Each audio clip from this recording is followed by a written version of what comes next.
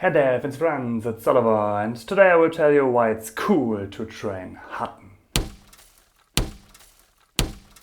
I believe many of my viewers watch Russ Mitchell's content too, especially the saber lovers, and if not, you should. He did a video series named Cooler Than Hutton, and it's great because some trainers took the advantage to present other saber systems from French, German, Spanish, Italian, and with different systems in one of each country, there are countless of other possibilities when it comes to the saber.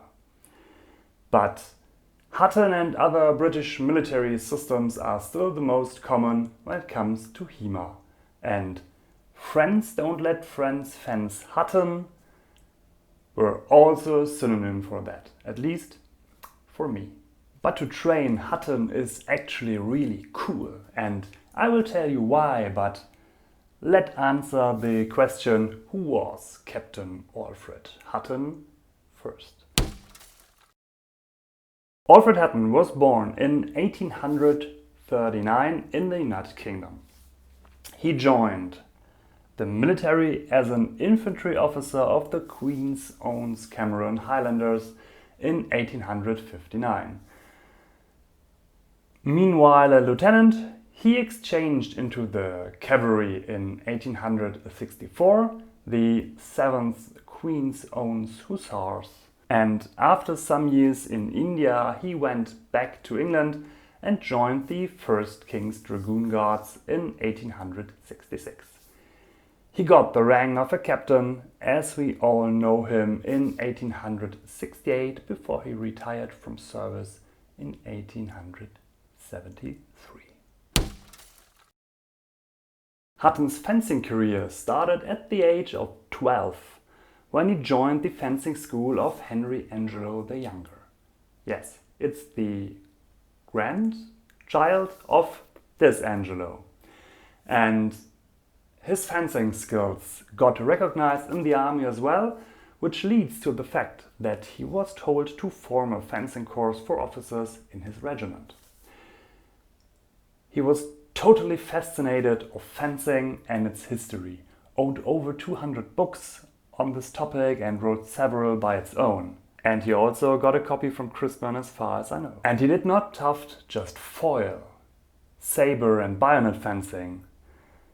He also was interested in older systems today known as HEMA, Historical European Martial Arts. He studied old manuscripts as Marozzo, Alfieri and Silver and got them into praxis. But that's not all. He also published a book called Old Swordplay to bring it to an audience, as he also taught stage fighters those weapons.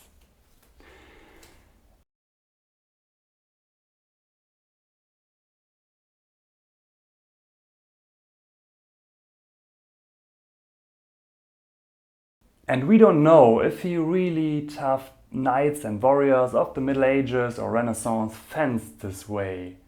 But he managed it to bring weapons like the greatsword, the rapier and dagger, or broadsword and buckler into contemporary fencing systems. So everyone who has learned to fence in a regular manner would understand the advices in his book. And even if you think Hutton's greatsword lessons are a bad interpretation of Marozzo's bayonet, it would be still legit HEMA, because you would do a style of fencing with this weapon which was used this way in the 19th century. We already did a video on that topic, don't forget to have a look. He used the old books to bring back knowledge of the old masters in modern times. His techniques of the dagger or sword bayonet are inspired by Marozzo's dagger plays.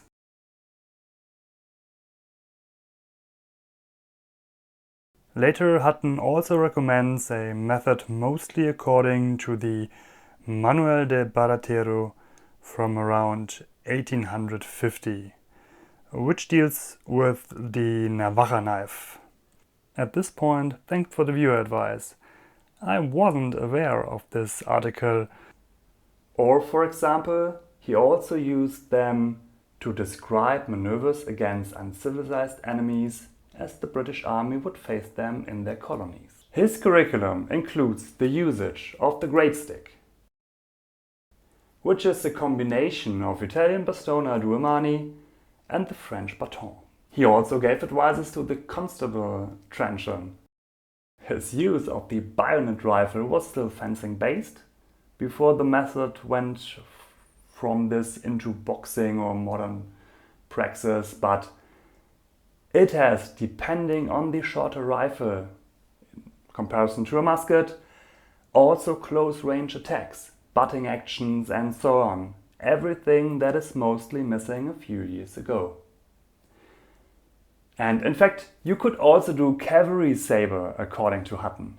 And I'm talking about cavalry sabre from horseback.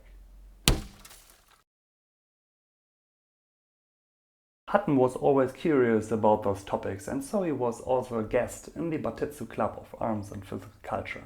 As a side note, Barton Wright created a syllabus of different martial arts, as there were Japanese Jiu Jitsu, French cane fighting, and Savate, English boxing and Swiss wrestling. In an interview, Hutton praised the walking stick method for self-defense by his friend Pierre Vigny, as well as the Jiu Jitsu he learned from the Japanese masters on the academy. And Hutton actually wrote also a short booklet about Jiu Jitsu, which was what he has learned from Tani and Uenishi. I probably spelled that wrong. This man was truly one of a kind. And if you just train sabre according to Hutton, you missed some great opportunities. In fact, you could also run a complete club with different lessons on different kinds of weapons, just on Alfred Hutton's teachings. What do you think about Hutton? Do you train Hutton, and if so, what weapon? Or did you even start with Alfred Hutton's cold steel back in the days when not many sources were around? Let me know, and don't miss our Hutton playlist so far with his style of greatsword and the sword bayonet or dagger. And as a little spoiler, we will add some great stick in the near future.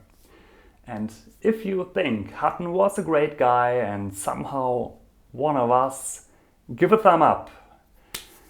Yeah, so let me add, please subscribe to this channel or even join us here on YouTube or on Patreon. But most important, see you in the next video.